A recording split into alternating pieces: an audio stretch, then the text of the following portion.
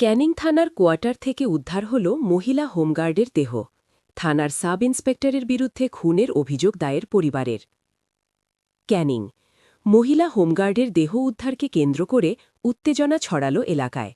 ঘটনাটি ঘটেছে দক্ষিণ ২৪ পরগনা ক্যানিং থানার ক্যানিং পুলিশ কোয়ার্টারের মধ্যেই। নিহত ওই পুলিশকর্মীর নাম গুলজান পারভিন মোল্লা ওরফে রেশমি, বয়স ২২ বছর। নিহত ওই হোমগার্ড পুলিশকর্মীর বাড়ি জীবনতলা থানা উত্তর মৌখালি এলাকায়। স্থানীয় ও পুলিশ সূত্রে খবর, শুক্রবার ডিউটি ছেড়ে ক্যানিং থানার পেছনে থাকা কোয়ার্টারে গিয়েছিলেন। তারপর বাড়ির থেকে বারবার ফোন করার পরও ফোনে কোনো সাড়া পাওয়া যাচ্ছিল না। সারা দিন ফোন করার পর যখন তার সাথে যোগাযোগ না করতে পেরে বাড়ির লোকজন চলে আসে ক্যানিং থানাতে। বোন রুকসানা খাতুন কোয়ার্টারে চলে যায়। কোয়ার্টারের দরজা তখন ভেতর থেকে বঝানো।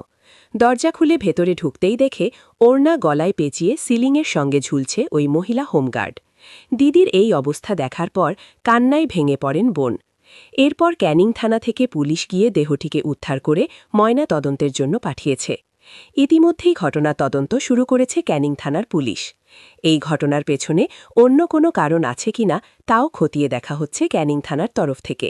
খুন না আত্মহত্যা তাও তদন্ত করে দেখা হচ্ছে। ২ বছর আগে পঞ্চায়েত ভোটের সময় ভাঙড়ে গিয়ে খুন হয় বাবা রশিদ মোল্লা।